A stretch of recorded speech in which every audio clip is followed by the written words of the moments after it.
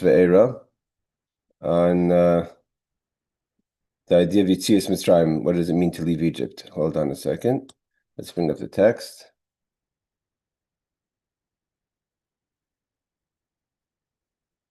Okay, so we have here it is. Okay, so the pasuk, this is in the beginning of the parsha, in part of the response Hashem gives to Moshe Rabbeinu when he says, Lama ha'ra'esu la'em hazeh, why are you making it difficult for everyone in their situation of trying to, in the situation of trying to leave Egypt? It got worse. The decrees got intensified since Moshe showed up. So part of the answer Hashem says to Moshe is, L'chein emer levnei Yisrael, say to the Jewish people. And the Rebbe says, our rabbis have taught us that that we're going to, it's brought on a mission in Brachos, that we mention the exodus of Egypt by nights. What does it mean by nights? Pirish gam beleilas means also by the nights. So there's different opinions if it's by the nights, or also means to say if it's something for, if it's also mean in the times of the Mashiach, Layla, so it also means Yemais Mashiach. It's all at the end of the first chapter of Brachos. Lahavin manishtan neisitzis Mitzrayim kol nisim shleihu zarnu aleim lahaskiram kokach. So it says, why is it that we find by the miracle of leaving Egypt more than any other miracles that we don't find such an intensity, such a necessity that a person has to remember and not forget another miracle? We only find by Egypt the idea of the Mantiskar. You have to remember the leaving of Egypt. What's so special about the leaving of Egypt? So it says like this, a question, an obvious question. We have many miracles, Baruch Hashem, that happened to the Jewish people of history. So he says like this, Achine, Bechol dar v'dar chai b'adam liris esatzmai. We say this in the Haggadah, and the Rebbe adds now, Bechol yoim, that every generation, a person has to view themselves, and the Rebbe adds, Alter Rebbe adds this every day, but boiker or b'erev, not just in the day, but in the morning and in the evening, ki'ilu hu eis yitzias Mitzrayim, that now is the time you're leaving Egypt. It's an obligation. It's not because it's that. So what the Alter Rebbe is answering is that unlike anything else, the Mimamish are living the idea of leaving Egypt constantly. Every generation and every day, evening and morning and evening, we have to view as we're leaving Mitzrayim now. What does that mean? That we're leaving Mitzrayim now. It's known. We know that everything God created in the world, there's different energies. There's the positive and the negative. And in the negative, in the Mitzrayim of Klipa, of unholiness, there's a Mitzrayim of Kedusha, of holiness. Just like there's an Egypt here, so too spiritually there's the idea of Egypt. There's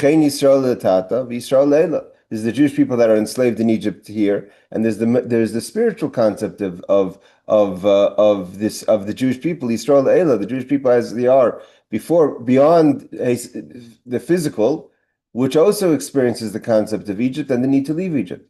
And just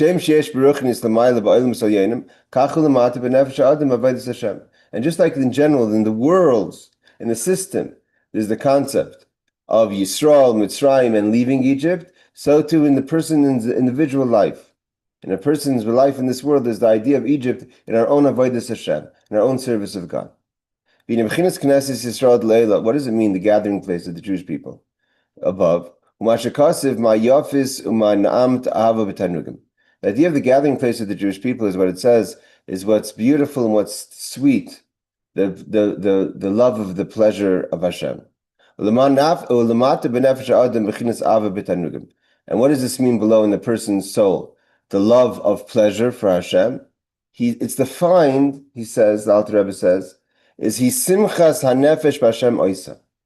The pleasure is defined in the joy and happiness the individual finds, the individual soul has in God, its creator. As it says, Ivdu es Hashem simcha. A person must serve God with joy and happiness. And like it says, Eim habanim smecha, the mother of the children is happy. What does that mean? When you say Eim habanim, Eim is referring to Bina, is understanding. And the banim is the toldas, the children of a person's understanding. When a person applies their understanding to something, so it gives birth to feelings. So the aim is the bina, is the understanding of the bottom of the children. Like it says, Leah is the mother of the 6 sons. So Leah represents bina, understanding of the 6 sons of the 6 midos, the 6 attributes. But the attributes come into being, into feeling, into emotion, is because of his blindness of contemplation. So the simcha, so it says the mother of the sons is happy, because when you give birth, then the feeling of happiness comes. That's the Ava B'Tanugim. Shasimcha himachmas is blindness. What triggers the happiness is the contemplation b'arin seif in the infinite. Kidechsiv ki im labina tikra, or he says over here, ke'im labina tikra. The mother of bina is to call. What do you mean to call out? To attach to an idea. When a person contemplates in the greatness of the infinite, so that's what it means, that the Yisrael, the Jewish people, are take joy in their Creator by the contemplation of recognizing our Creator. And the simcha it's not an idea. It triggers also a passion like a fire, of ahava, of a love, lotzes min narteka, that a person wants to leave their nartek. Nartek means a confinement, a closed-in space, like a wallet is called a nartek because it's a closed space for your valuables. Is he meiser aguf, which means in this case the enclosement and, so to say, the imprisonment that the body is holding on the soul. The imprisonment is defined not just in its limitations, but of being in a body, but also the wants of the body and the needs of the body are restraining and limiting the soul. And because the soul is contemplating in its Creator, it creates the simcha and this need to leave these limitations, to have its own strength and connection to the chedvas, to the sweetness of God. It says, that's brought down, we quote this many times, that one of the reasons why there's negativity in a person's life is tachas asher lo yavadata, because a person doesn't serve God with this simcha. The simcha comes from the recognition of the greatness of God that triggers the love and the passion and the want, so to say, to want to leave your confined space. But a person has negativity that's happening to them. It's because lo yavata, you didn't serve God with joy. Miroif call beyond any limitations. The person doesn't serve God beyond any motivation. So also miroif koil doesn't just mean that you have simcha, a lot of simcha. Miroif koil means more than koil. Koil is the number 50, which includes in it all limitations. More than any kind of spiritual benefit. For instance, Garden of Eden, Gan Eden Atachtein, what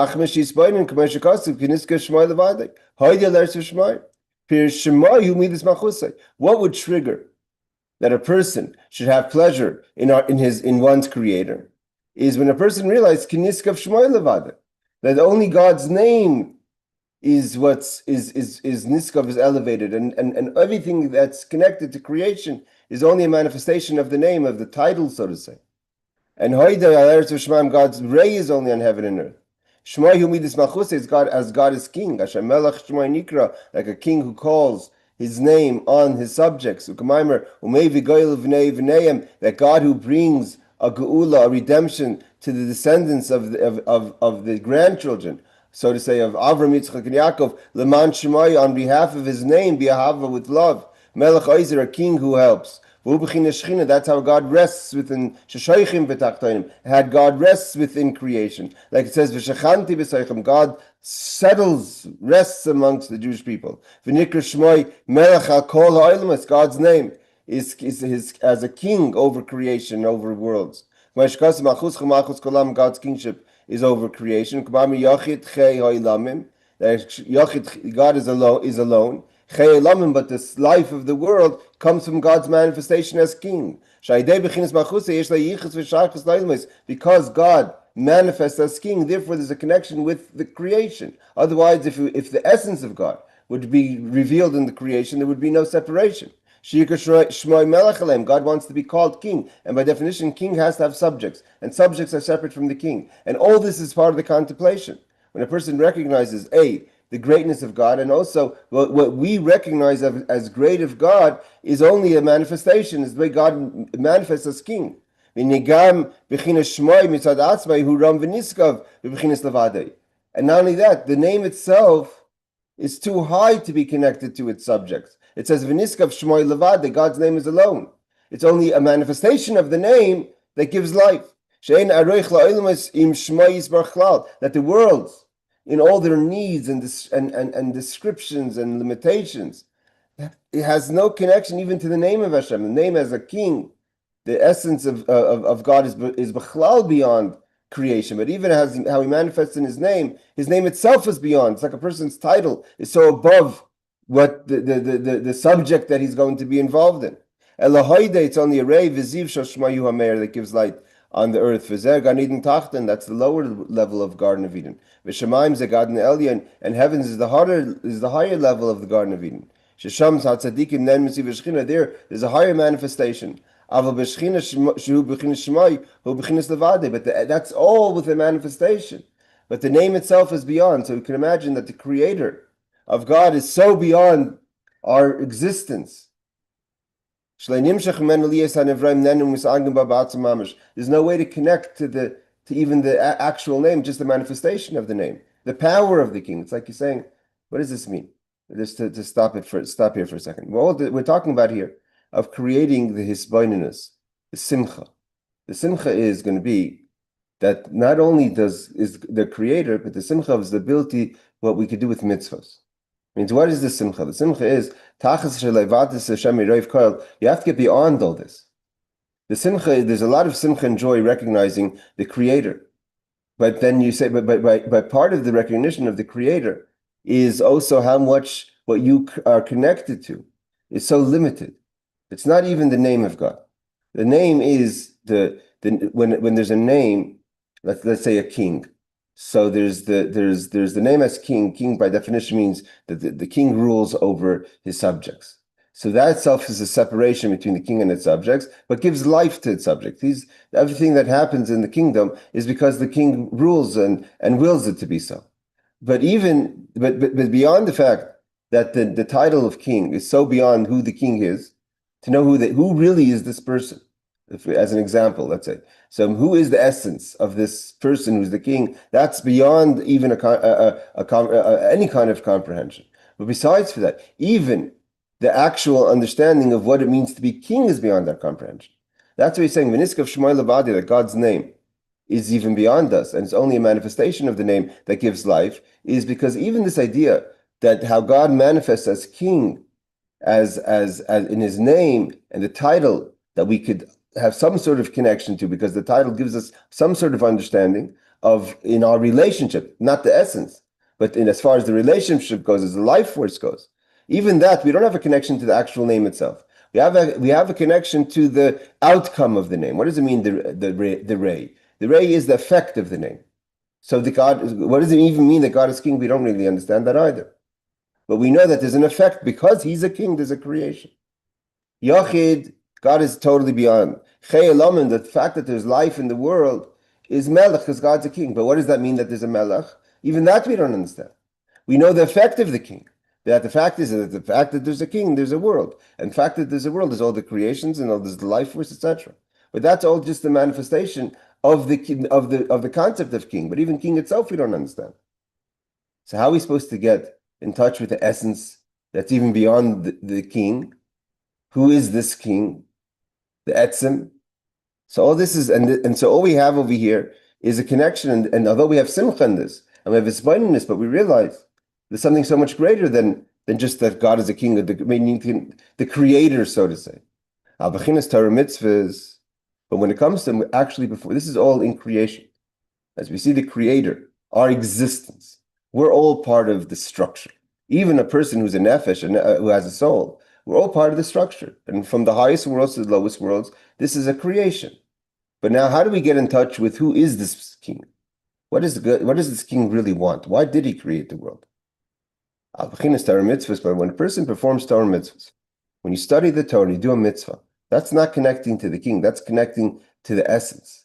We say when we do a mitzvah, Asher kidishanu b'mitzvah sav, that he sanctified us with his commandments. Yeshim varchim al, v'yeshim varchim lamed. Sometimes you say al mitzvahs or limit or likroya, right? But the idea is that through the mitzvah, you're connecting to Asher Kiddishanu, God sanctified us b'mitzvah yisav mamish, His commandments. Maamar Rabbeinu Zrachreinu Levracha, as the rabbis have taught us, Hakadosh Baruch Hu maniach tefillin. These are, what does it mean mitzvah yisav? These are the things that He does. When God puts on tefillin, we're putting on tefillin. Kadosh Baruch Hu mispal, God prays. I'm speaking through the charity. What does this mean? Ani mamish.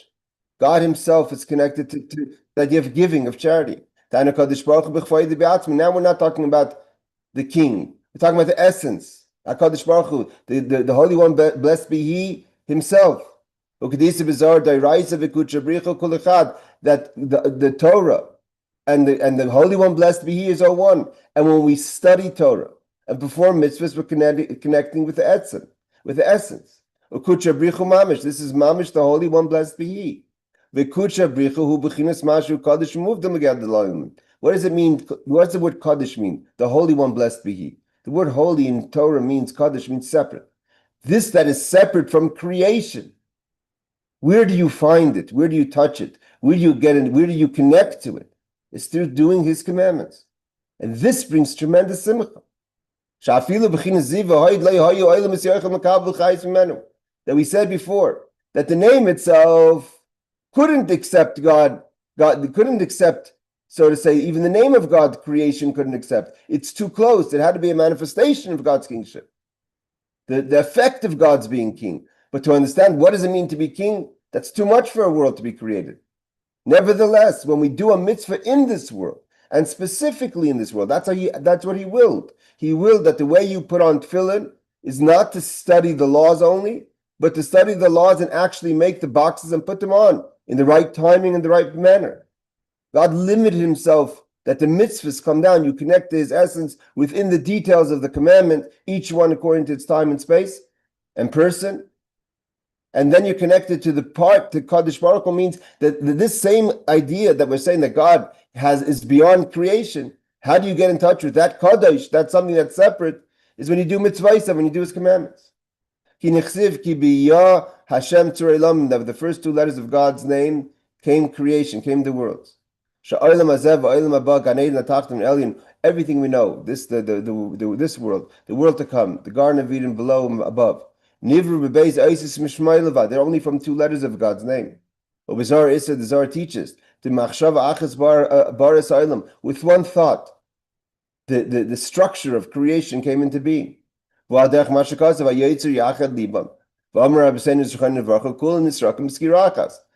one skir, it's one scan. God goes through, not only does He scan the whole existence of space of creation, but even time of creation. To all the generations, it's all one quick scan. He sees it from the beginning to end. Has explained in other places. All the generations. Meaning the Shis Alfi Shani Dahavi Alma, the 6,000 years of the existence of creation, all that, all one thought. For example, the Rebbe says, if a person has a single thought, as important as that thought is, it's a single thought versus so many options of thoughts and opportunities for a person to think about things throughout their existence. And that's talking about a human. That one thought versus the ability to think throughout your whole lifetime. And even imagine one thought to the essence of God. It's just one manifestation. The whole living, the whole time and space of Shis Alfa Shtin of 6,000 years. In your Ma'aseh Mashiach, the days of Mashiach, Tchisa, Mason, Resurrection Dead, it's like one thought. And this thought is from the name. It's not a thought of the essence that defined the name. The name has one thought, and that thought creates everything, all time and space.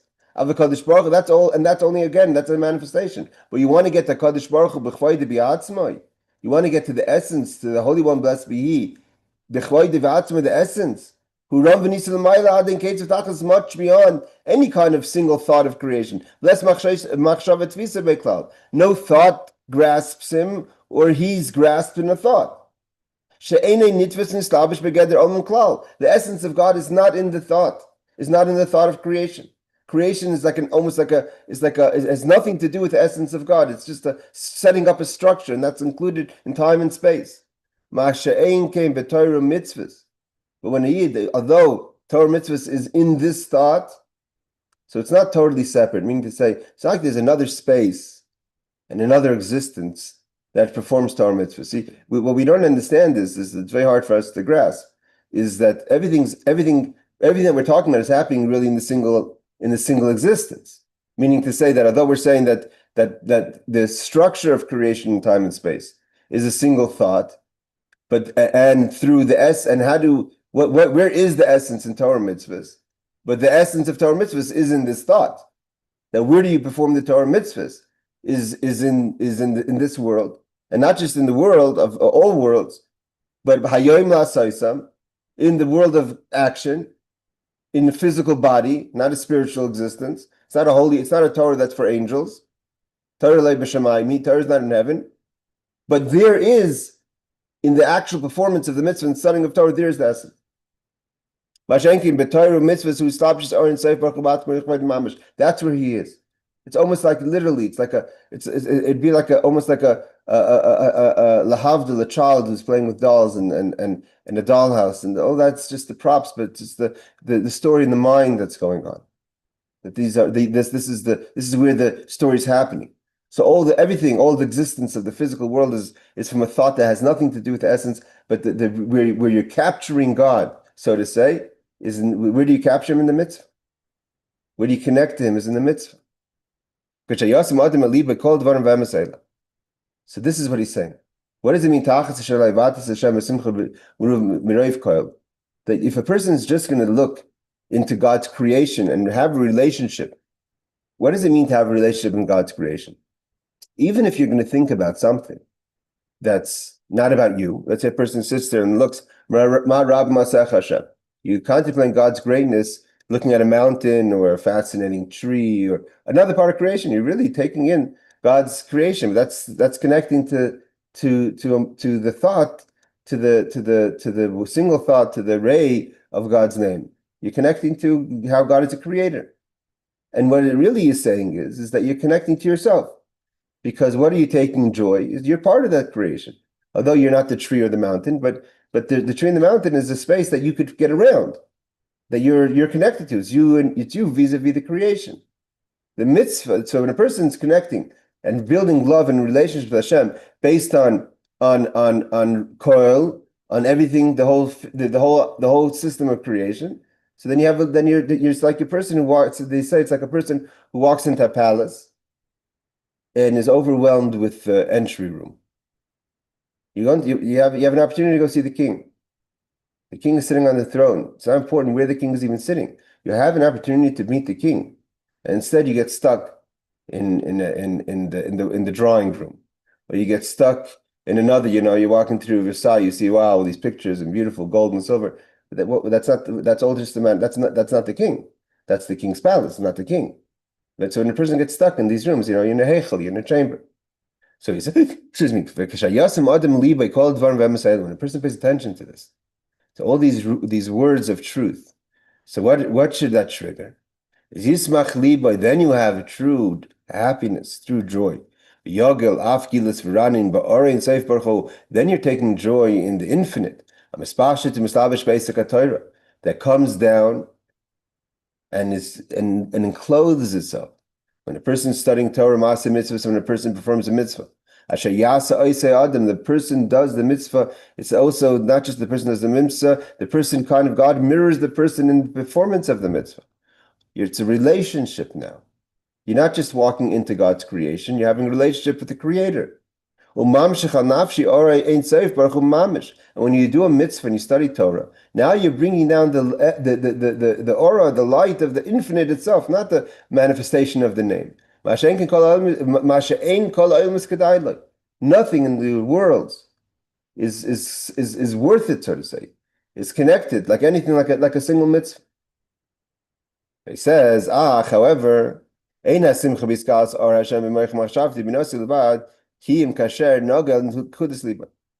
what does this have to do with Yetzias Mitzrayim? This idea of an understanding of what we just discussed now, of what a person could accomplish while they're doing a mitzvah, not just the potential, even while you're performing the mitzvah. The idea is it's not enough for this to remain in your mind. When does it totally become a simcha? When do you have the joy? Is kasher nagel n'kudis liba. It has to hit your heart. What you know in your head has to hit your heart. Ki simcha hi iskalis. Simcha means the simcha, the joy you're having, the excitement, the happiness you're having is a revelation. It's not that revelation is not just in the head. Like it says, a king that shekol kvoide pnima, his honor, so to say, is inward. Ach b'shasa simcha muskala means the king doesn't show himself. Everything he has within himself, he's reserved. The king has to hold a face. But when the king is in a moment of happiness, then you reveal yourself. So too, the king, the person, has to reveal this moment of a mitzvah. It has to be revealed, not just an idea. This is what it means to serve God with simcha. It's not enough to serve God. What does the avodah mean? It's not enough to know what you're doing with the mitzvah. You have to feel it. The simcha has to be not in the idea of it, but in what's happening. There's a different simcha when you know, there's a different happiness when you know you could do something or when you're doing it. The idea of to bring down into nekudas liboy, to bring down the mitzvah into your heart means to actually feel the simcha of what's happening now, not the idea of what you can do with the simcha. And the Alter Rebbe says, what does this mean? This is translated when you feel it in the heart. When the happiness is felt in the heart, that means it's not just something that's an idea. The mother is happy. What does it mean the mother is happy? Like we said before, Leah is the mother of the 6 children, the 6 emotions. The emotions are in the heart. But when it's concealed, and it's only in your mind as an idea, or your thought, or bina, your understanding, levad. It's like a child, a fetus, that the mother's pregnant, but she hasn't given birth yet. So the idea of ibra, of pregnancy, is compared to the idea of it when it's in the mind. The giving birth of it is how it's felt in the heart. Means the idea is the point Alter Rebbe is saying is, what does it mean to do a mitzvah and have simcha shal mitzvah? Is not the knowledge, it's it's what the knowledge triggers. It has to hit the heart. The simcha has to hit the heart. You have to give birth to the ideas. So what's holding it up? Why aren't the ideas giving birth to emotions? What's stopping? What's preventing? That the feelings, that the ideas should give feelings from the mind to the heart. That is Mitzrayim. So this is what Mitzrayim is. This is the exile Mitzrayim. And this is why we talk about Mitzrayim the whole time. In the structure of the form of the body, the mind is the head, and then the torso is where the heart is. And what's the connection between the mind, the head, and the torso? That is the neck. And the neck is the narrow space between the head and the heart. And in that narrow space, it's not allowing for what the ideas to go through to the heart, and you should have a feeling. And that's Mitzrayim, that's holding up. The narrowness of the throat. That's in the between. That's what's between the mind and the heart. We learned this many times. That all the adversaries, all the ideas, all the voices, they called the sar, the servant of the pourer, the servant of the baker, the butcher. These are all the people that Yosef had to do with the Mitzrayim, right? He was a servant by the butcher, and he translated the dreams by the baker and the wine pourer for Paroi. All those people, all those masters, they sit by the throat. They're different ideas. They hit you from different places, whether it's emotionally, whether it's in your self-esteem, whether it's diverting your passions. But the point is not to allow you to feel God. Shu bechinas veshet v'vridim. It's the throat and the windpipe and the arteries. Shein bechinas kol tanugi oil mazet. In the nutshell, they're all the different pleasures or anxieties, whatever the argument is for this moment of this world, the machshavoisav, and your thoughts, vasakav, and your preoccupations, v'tachbelusav, and all your dealings of that include in it anxieties. Each one of these sarim, each one of these masters, the baker, the pourer, and the butcher, each one have another argument of why you shouldn't feel God, although you know it in your head. The bottom line is that these are the different ideas that hit the person that are preventing and create separations ben or Hashem ben gili halev, that prevent what's in your mind to be felt in the heart. And this is what's also called like the pain of the birth pains. Like the fetus in the mother's stomach. That's why in the bigger picture, that what we're trying to get to when we say geula, redemption, what does it mean redemption? What is the redemption? What is the definition of redemption? What are we redeeming? We have to remember the idea of redemption is Gilui Elikus, revelation of godliness.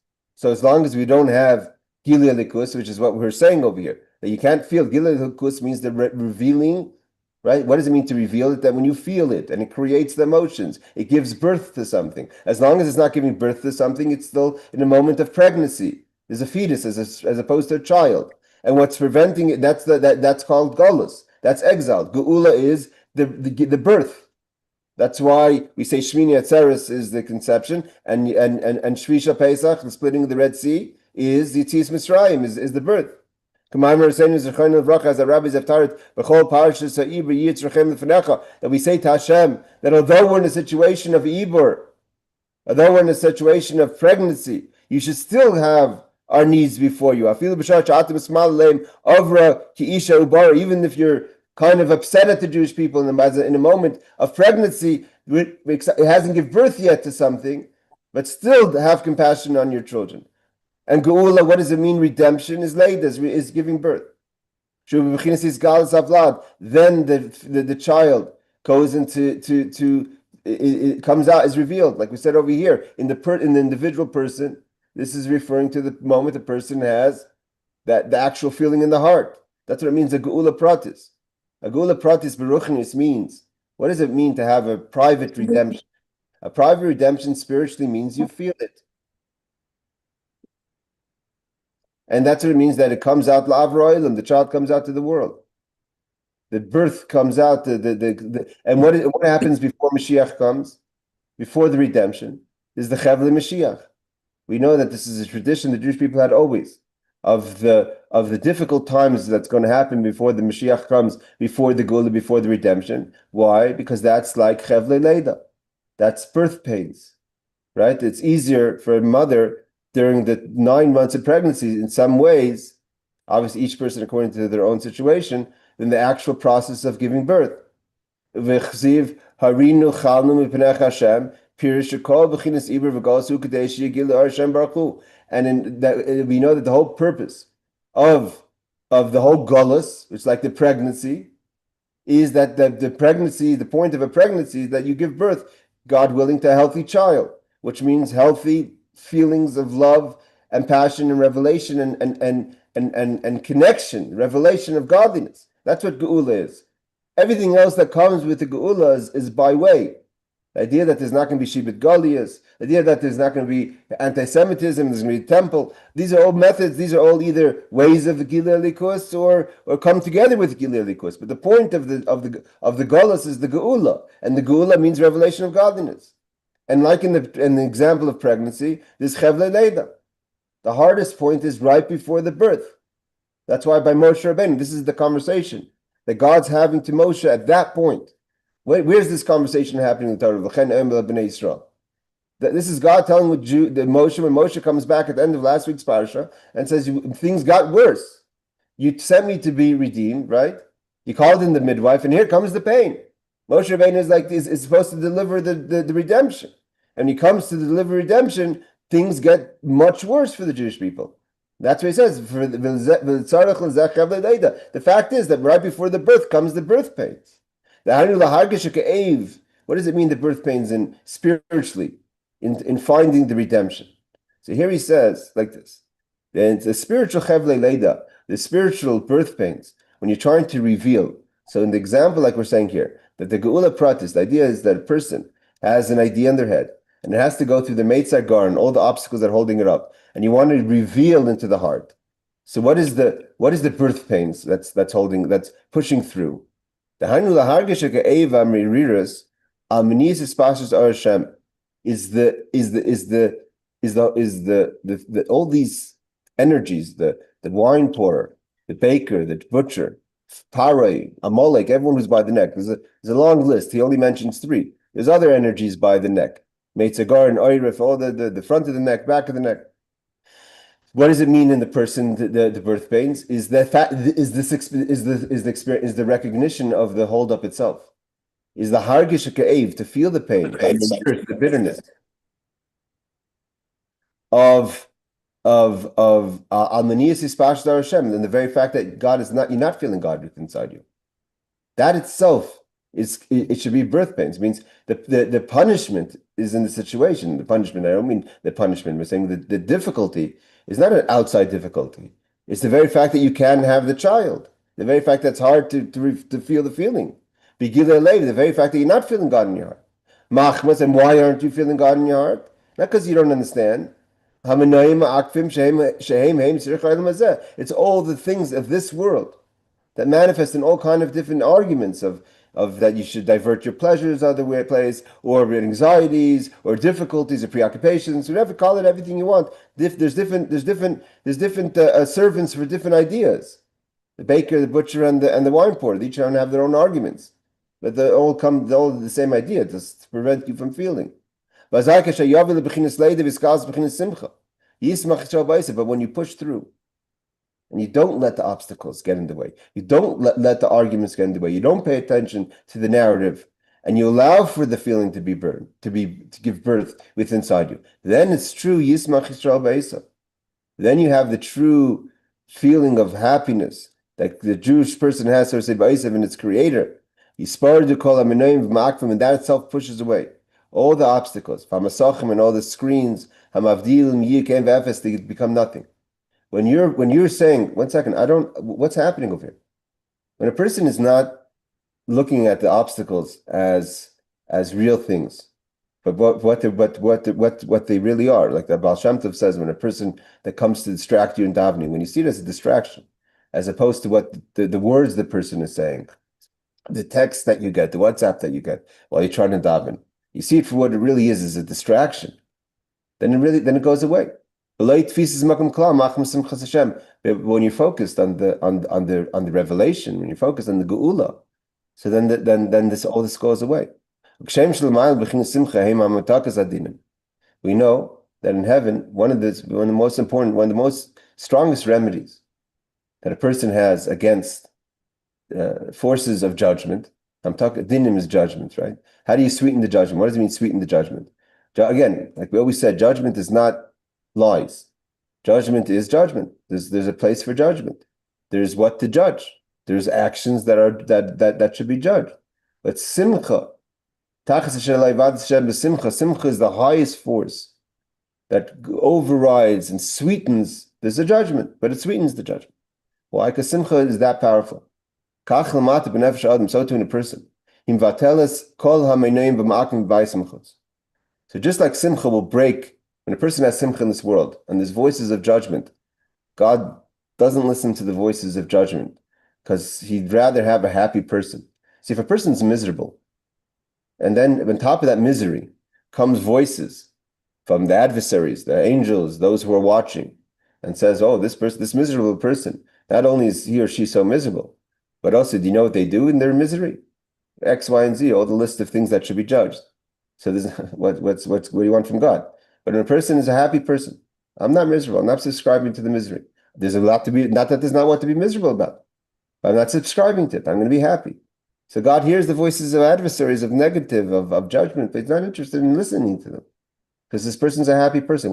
Why? The person's miserable anyways. There's nothing preventing God from judging that person. When a person's a happy person, why do you want to make a person unhappy? Why do you want to spoil their party? So when a person subscribes to the happiness in their own life, that breaks all the adversaries. All those voices that could be the right, could be the Sar Mashkin is right, and could be the Sar Oifim is right, and Sar Tabak, and all making good arguments. But a person says, I want to be happy with my godliness, pushes it all away. V'nikas b'shem Eretz Canaan. This is the positive of Eretz Canaan. Eretz Canaan from the word Shemachni Achitzainim. Canaan means to subdue. Subduing the forces from out, the external forces that are trying to hit the person. Shehem nidchim mipnei Hashem aleim meila. They get pushed away from the simcha. K'chayshech shenitcha mipnei or, like darkness gets pushed away from light. Kimshal isha asher chevle leida bala v'ini be'es leidasa yotzim men kol ha'machaves bedam leidasa shezavim men. And he says over here that the pain, that all the pain that's being held up in the birth, once the birth, the pain passes through with all the discharge that comes with the birth. When it comes to the time of redemption, Yechezkel says, I saw you in the blood, like the blood of the childbirth. All the things that were holding up liquefy and come into blood and go out with the childbirth. It's like something that's not there's no real substance. All the obstacles go away. All the chatoim, all the negative gets thrown into the sea. So what's this? What's the gullus? What did we say the gullus is? So we said before that the gullus is the narrowness of the neck, is all the forces that are preventing your resolve and your understanding of your mind to give birth to feelings in the heart. Because geula is the heart. The mind that understands the greatness of a mitzvah, that in the mitzvah you can connect to the essence, you can connect to the creator, that's not geula. To know that there's a creator, and to know that a mitzvah means to connect to the creator, to connect to the HaKadosh Baruch Hu, to the Holy One, blessed be He, beyond creator, through Torah mitzvahs, to know that is not enough. You have to feel it. And the Meitzer Garin, the galus is that the throat is preventing it. The adversaries, the voices, the distractions, the other divertive pleasure, etc. Like we said, that the neck that separates between the mind and the heart. So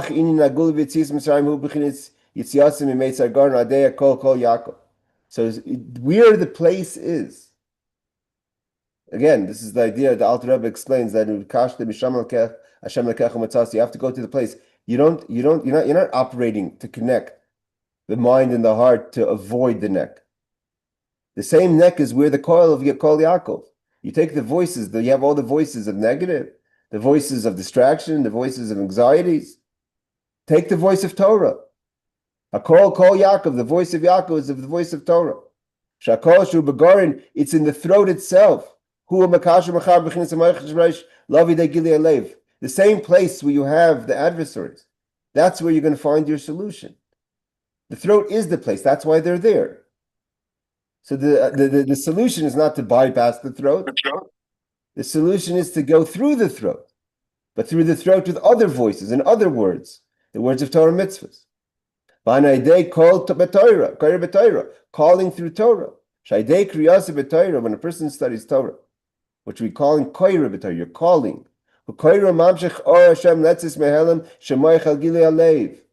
Learning of the Torah, the voice of Torah, is what's bringing through, pushing through all the other voices. That what's in your mind should go into your heart. This is what our rabbis have taught us. That a person who calls through Torah, God is sitting opposite that person. What does it mean God sitting opposite the person? Not in a way of observing the person and watching, seeing what the person is doing. God is there with you. That is what it means to bring God into your heart. HaKadosh Baruch Hu kari kenegdei, v'nikra kenegdei, pnei shebechinas kriyasi b'teiru hu, v'bechinas imalikalam. HaKadosh Baruch Hu kenegdei, shu bechinas evikalam. Because this is what the incredible thing is here, the Alter Rebbe says, that you're using something, like I said before, that although creation, all creation, the highest of the worlds, Garden of Eden, Moshe Mashiach, the time and space, that's all from Melech. and not just the king itself. That's manifestation of king. That's how Hashem fills the world. But through Torah mitzvahs, you connect with the essence. So what does it mean, kinegdoi? That God is telling you kinegdoi? That although that it's opposite everything that you are, and like we said, the world is opposite of the essence, but by using the Torah, you're bringing God in this space of time and space of creation. And that's the only way to connect to the essence. There's no bypass. That's what he's going through again over here about talking about, that you're using the voice of Torah specifically, the same place where the adversaries are, is again the same idea. We're in the place, in the world itself, which we're saying the world is only a manifestation of the king and the ray of the king, but that's also the same place where you're going to get the essence. But there's the way to do it. How? Only when you do it through the way of connecting to where the essence is, which is Torah mitzvahs. And that's what it says, that although it's kinegdai, although you're using the tools of this world, which is including your voice and the Torah scroll and the sitting in the shul, putting on the tefillin, lying the Shabbos candle, these are all material things, which are seemingly kinegdai, opposite of the essence of God, but that's how you get the essence of God. When a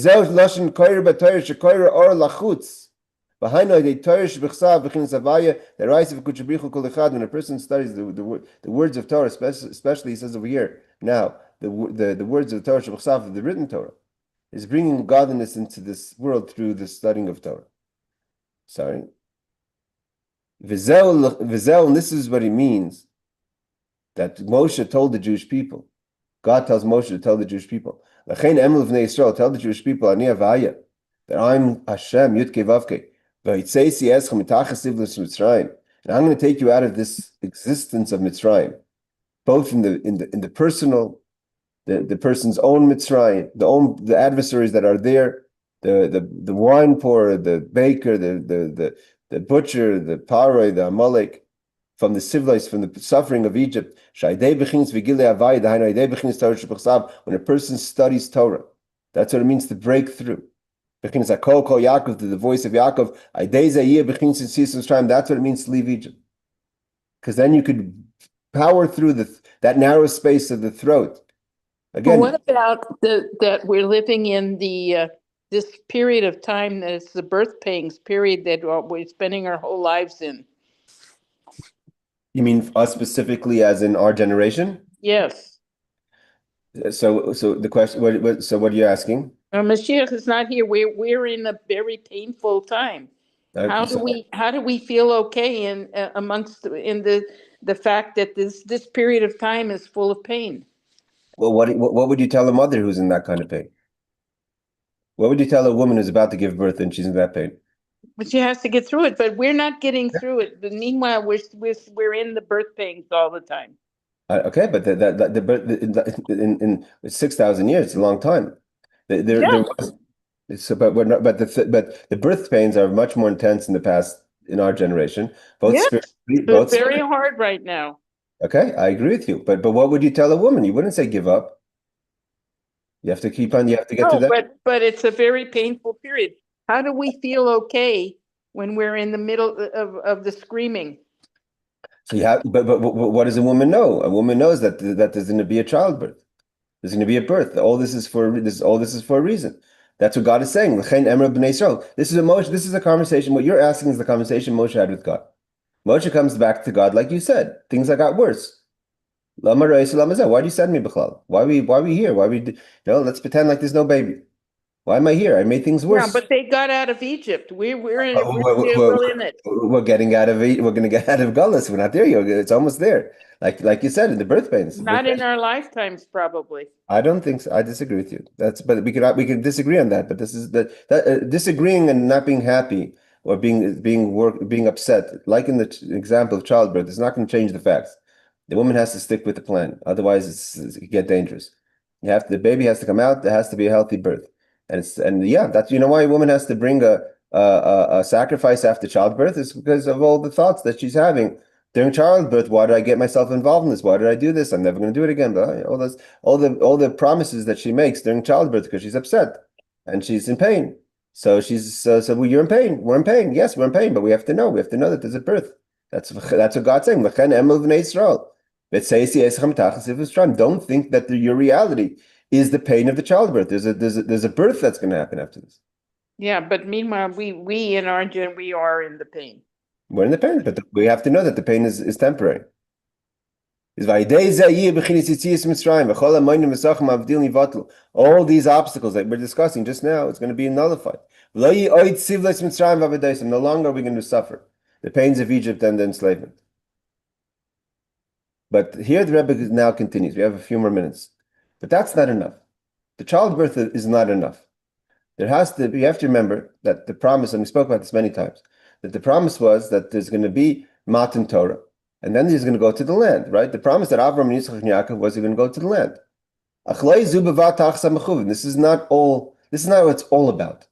It's not just about the Gilui, the revelations that happens with the Geula, with the redemption. The Jewish people leaving Egypt wasn't enough. That was the mistake a lot of the Jewish people had at the time of the desert. That their mind was just, let's just get out of Egypt. And then once they were in the desert, they said, fine, let's stay in the desert. The spies said, let's stay in the desert. As long as we're not in Egypt, everything is good. There's no more pain. We have Moshe, we have a Mishkan, we have clouds, and we have man. Everything is nice, but that's not the purpose. The mechuvan, the kavana, is vehevesi eschem al aretz, like God tells Moshe. There's a purpose here, that the birth pain leads to something else. The geula leads to coming to the land. What does this mean? The land of good and plenty. Eretz Yisrael, zui b'chinas Torah sheba'al. What does the land of Israel mean? It means it's not just you have what we said until now, is you have the connection through Torah mitzvahs. The simcha that a person has is the simcha, the joy knowing that if creation is all just an uber, just a pregnancy, it's just the creation itself, from the highest to the lowest level, from the highest worlds, lowest worlds, to the highest manifestations and angels, what have you, is all part of creation. And that's just melech, that's just the way God is the manifestation as king. But you want to get to the essence is through Torah mitzvahs. So the person has a simcha. What's the simcha? That's only really an initial simcha. The initial simcha is that what you didn't have a connection until now you have a connection. Until now you didn't have a connection with the Creator. Now you have a connection with the Creator. So the simcha is that there's the gil, is revelation through Torah mitzvahs, through calling out the words of Torah. You're saying Torah shebechsav, but that's not enough. There also has to be the Torah sheba'al peh, the oral Torah. V'nikra eretz rechava. Why is that called the land of plenty? Aderech Maamar Rabbeinu Zechron Livracha Apasuk Eretz Tzvi Tzivos Goyim Matzvi Ein Oyer Machzik Psarei. That the land of plenty means that like the skin is compared to the skin of a deer. That if you were to skin a deer, you can never put the skin back on. The skin stretches with the body. So to Eretz Yisrael is known as Eretz Tzvi because it expands with the mitzvahs. It expands with the people. Meaning, he says, when we say you have geula, you have redemption. So just like in theory, what's the difference between a mitzvah and studying Torah? A mitzvah at the end of the day is with any kind of reason or the mitzvah. We don't really know what we're doing with the mitzvah. A mitzvah is there's the words of the mitzvah. I don't mean the words of the prayer of the mitzvah. I mean the words of the mitzvah, meaning you're putting on tefillin, you're taking skin of an animal that has a piece of parchment, that has ink, that has words, and you're putting on with straps. And if you do it a certain way, you're bringing down gilui likus. But you're not touching what's happening. You don't have a connection to the essence of what the mitzvah is. But when you have everything there, but you don't have. It's not just because you're lacking in kavanah. There's so much deeper. You don't really know what the mitzvah is. We don't really understand the mitzvah. And that's similar to the Oisis HaTorah, the words of Torah Shebechsav. They're so exact. That's what he says. We find something different in the oral and the written Torah. Then the written Torah, it has to be exact. If you have a Sefer Torah and you're missing one letter is broken. One crown is missing. The Torah is not a Torah anymore. The doctrine you can have one extra letter or one missing letter. It has to be exactly the form of every letter. And it should be one, if there's different components of a letter. So if you're going to have the yud of the aleph that's disconnected from the body of the aleph, that's no longer a kosher Sefer Torah. Why? Because the yud, the letter aleph is not proper. You have even the yud of the aleph and the line of the aleph, but the yud is not connected. The ink doesn't touch the body. It's no longer Sefer Torah. Think about it. That's wild. Why? Because it's all about the words. So if the word isn't there, you're missing something. You don't really understand the intellect. Just reading the Torah, you don't understand what the Torah means. You have to have the oral Torah. Where do we understand the laws and exact the how to perform a mitzvah? It's not clear in the Torah in the Torah. What and how to do. Seemingly the Torah is mainly the stories and the dinim shebahem hein derech sipur dvarim is that Moshe says do this, do that, or Avram did this. Shekach amar Hashem shidaber el bnei Yisrael. Shekach amar Moshe. God tells Moshe to say this. Moshe said that.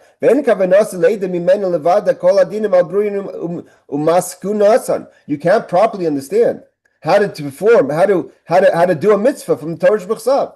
The example always given is like tefillin. Nowhere does it say how to make tefillin. It has to be only parchment, you can't have paper. Like all the laws, that's in the oral Torah. The same thing applies to every mitzvah. Because in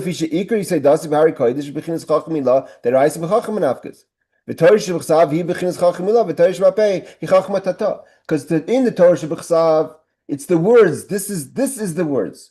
And that's the upper chachma that we can't have a connection to. We don't understand it. But when Torah lowers itself into the lower level of chachma, it means, what does Torah mean? It means this is how you perform the mitzvah. And how do we know this is how you perform the mitzvah? Because you have the tradition. The halacha Moshe Sinai. The Moshe came down with the oral Torah from Sinai and taught the laws of what does it mean to make tefillin, how do we perform the mitzvah of sukkah, and how do we perform the mitzvah of lulav and all the other mitzvahs. The mitzvah of women pure, of nida, and the mitzvah of chala, right? And how we understand things just with a remez. Like a mitzvah, Torah Shebechsav is like a hint, like a student who hints, a teacher who hints to the student. The hint itself is not enough, but it's the understanding of the hint. The written Torah is only like hints, like a remez. It only comes down from God's great wisdom in a hint because we don't really understand it. And the letters are very specific, and therefore, if you were to make a Sefer Torah lacking even one letter, you don't know the importance of that letter because you don't understand the letters. So therefore, you're missing a letter, you're missing everything. That you have to read the Torah a certain way, you have to write it another way.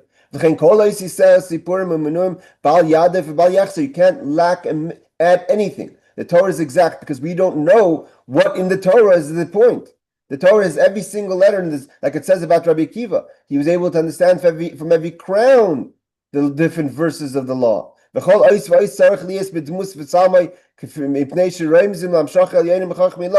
each letter is signifying this great hamshach, like we said, you get the essence with the letters when you call the letters, but you don't understand the essence. Therefore, you can't miss anything of what is the, so to say, the code.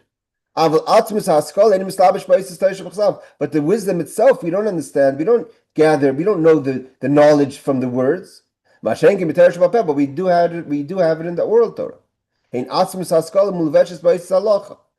that's where the oral Torah comes down to the laws, to the Mishnah, to the Talmud, to the Responsa, to the Mefarshim, to the Shulchan Aruch. And therefore it's not as important the letters and the words of Torah Shabbat Peh, of the oral Torah. Raka Haskala, it's the ideas that are important. It's what we learn from the words. When a person studies a hard Tosfos, it's not to understand the words, but so much what is the word's meaning. When you understand the meaning, when you understand the haskala, that's why a person will spend hours learning a Tosfos, much shorter than you read a pasuk. You read a pasuk, you say the pasuk. You'll sit on a hard piece of Gemara and a hard piece of Tosfos because you have to walk away with understanding. You must understand what Rabbeinu Tam is trying to teach us in this law. What is the actual law? What is he saying? And that's just going to finish till Gimel. And there's no limit to how much words. If you need more words to give out the idea, you use more words. The more we need to understand, like Rashi comes on the Talmud, the Tosfos, and the laws. It's all part of Torah Shebapeh. I feel a call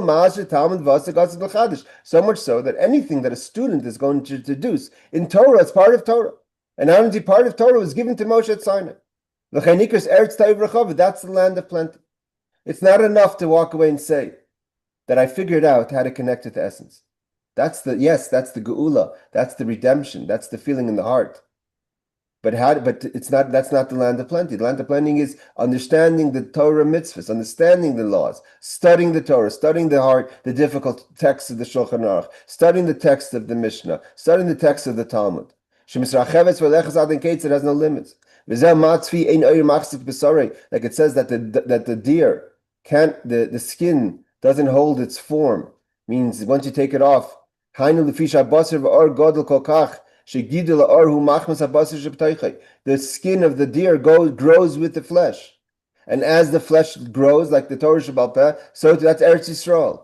The more there's laws and the more the technology of the day, how it affects the law. This is all part of Torah.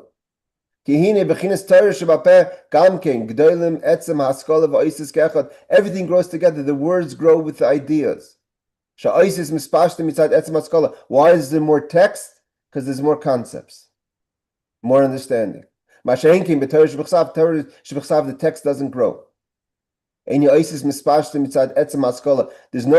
you can't stretch a pasuk. Add words into the pasuk. You could analyze the pasuk. You could learn the pasuk. But the text is the text. The text of the Torah Sheba'al Peh grows. You can't change the text of the Mishnah, but you have the commentary on the Mishnah. You can't change the text of Rashi, but you can have the commentary in Rashi. Because